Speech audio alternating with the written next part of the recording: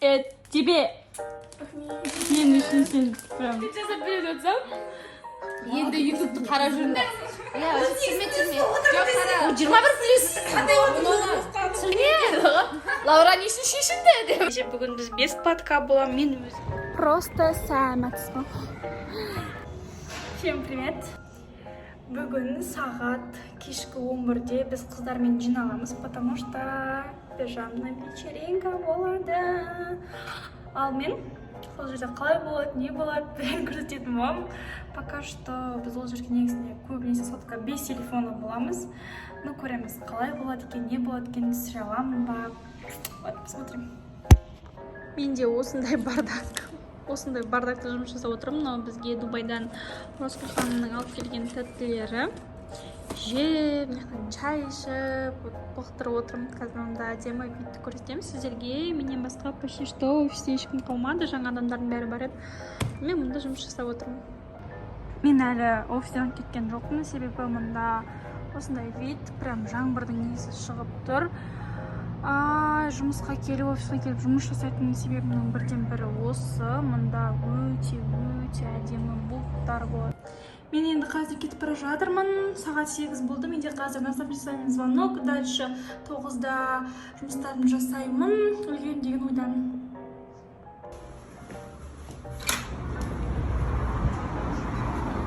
Мен уже өземін. Заттарын жинауға дайындалып жатырмын. Так, біздің аяу. Сен звезда боласың. Сен мен инстаграмға жазылайын. Ойбай, ютубыма түсірсің. Аяу қолын дұрыстап бұға. Дальше өзіме киімдер таңдап жатырмын. Мынау менің жалпы киімдерім, гардеробым. Ақ киімдер, сары. Жалпы асанам осы түсті киімдер, наверное, мен бүгін осыны киетін шығармын, чтобы жеңіл, легкий, удобный. Уже мен сумкамды жинап бастап жатырмын. Ол жерде бізде в основном орамалдылар без подка болады. Сол үшін ойланып тұрған.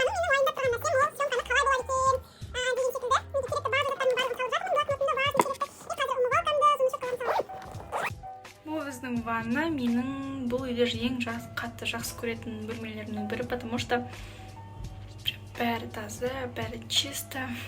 Вот, короче, мен өзімнің алып кететін заттарымды жинап жатырмын. Менің кремім, менің акнеге жағатын бәрін тақалып. Негізі специальный түрде, специальный түрде кішкентай заттар алып қойға болады еді. Саяхатқа болмаса басқа кезде алып шығатын. Вот осыларды еще қасына қазір ватан десекті алып кетемін. Неге ақ орамалымды, толстовкамды, менде джинсы шалбарды киіп кетемін. Такая осындай. Тараң! Вот, менде бүгінгі лук. Және де мен уже шығып бара жатырмын. Артымда рюкзагым бар. Честно, уайымдап тұрмын, өйткені мен Рамазаннан соң ол қыздармен мен жолыққан жоқпын, кездескен жоқпын. Бүгін біз 5 подка боламын, мен өзім. Как-то кішкене ыңғайсыздау. Бірақ менің өте ұзақ уақыттан бері келе жатқан адамдар, бірге келе жатқан адамдар болғандықтан мен оларға сенемін, сені білдіремін. Ай, қызық болайын деп тұр, потому что біз әрқайсымыз нереален түрде ойындар ұйымдасып бара жатырмыз.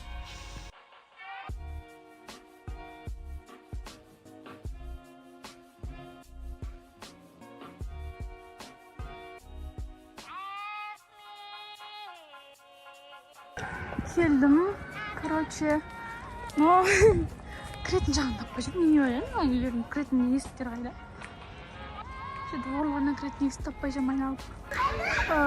Кірдік, но мен блок таппай жүрмін, екіде.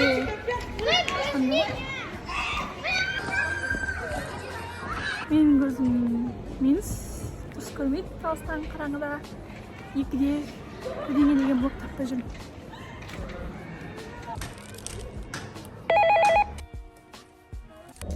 Қалайсыңдар?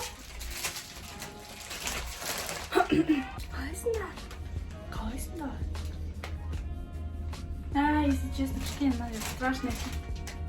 Точнее, күшті бәрі люкс, но именно лифттің іші, лифттің айналасы.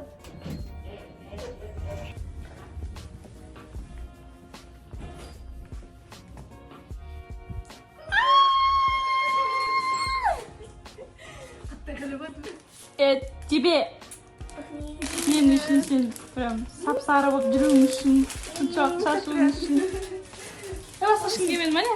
Жоқ, сен басқа. Happy birthday. Шашу қайда?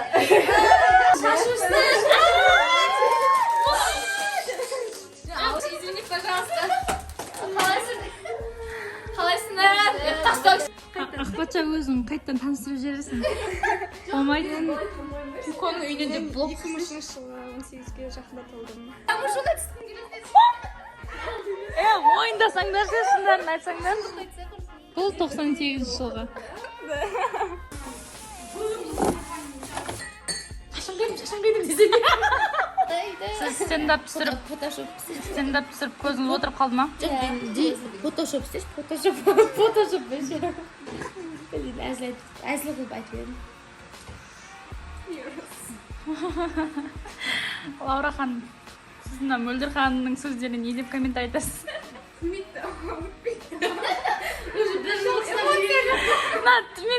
комментариям осы деді ғой бірден дұрысы.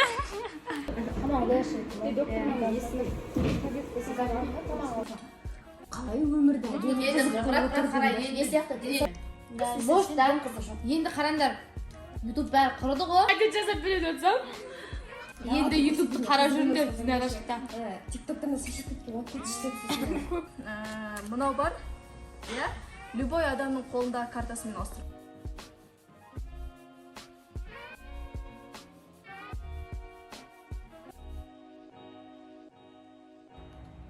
Жоқ болса, Олай сен жасай аламын ба? бер, болды, сен қатқан жоқсың.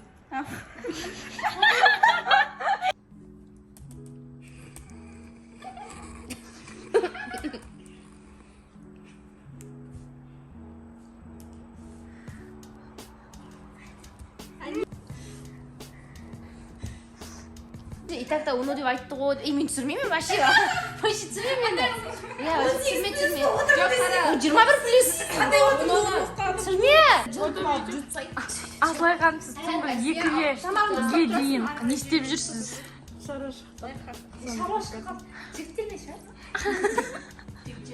Жігіт, қалай жігітпен жүруге болады деген. Сол шашуар қыздар. Лаура ханым, басыңыздың ауырғаны жазылды ма?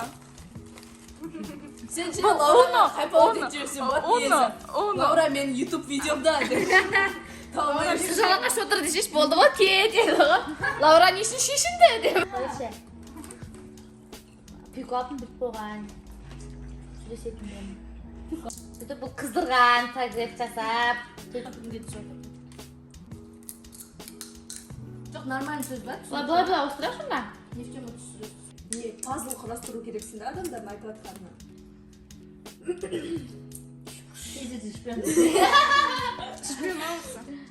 Я деп айтып қоймашы. Барлығының бірінші аргументтерінен нормальный болды дейсіз, по идее. Именно Типа, мына жақта мен бір жердім да, сол кезде менен көріп қалдыңдар, типа, былай кеткен. Сен де бір андай. Сағат түнгі 4:30 болды ма? 4:35. Мөлдір. Мұнда екі адам, мына бар да, қыздар жуынып жатыр ар жақта. Ана жақта вообще басқа нәрсе жинап жатырмыз. Вот, блогерский өмір деген осы, пати деген осы.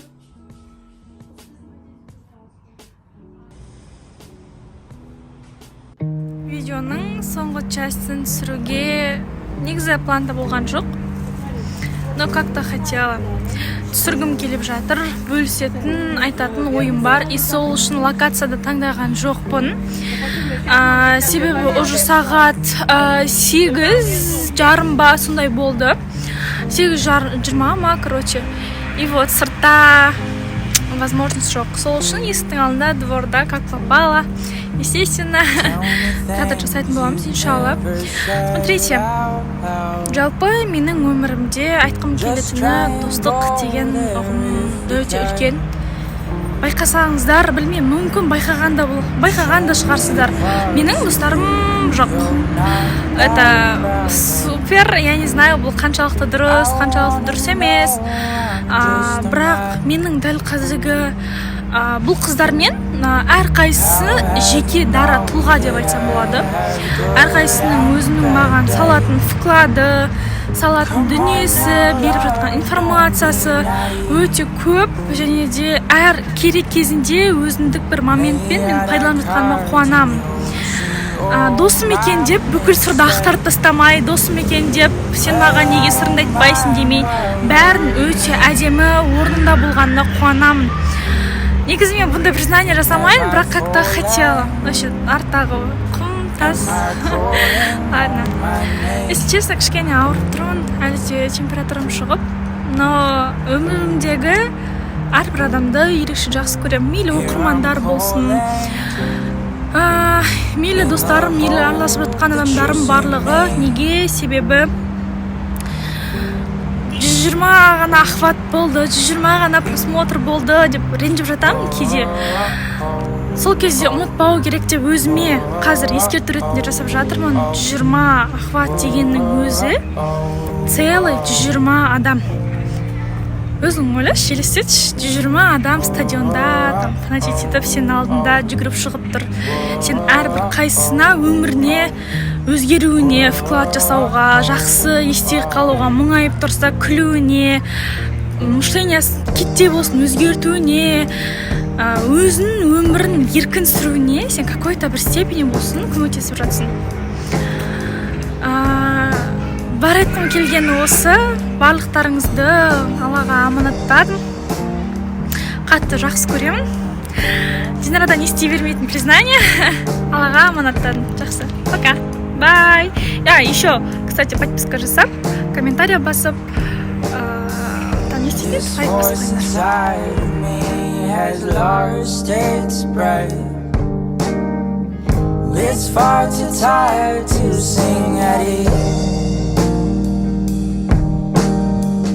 All of the things I never said.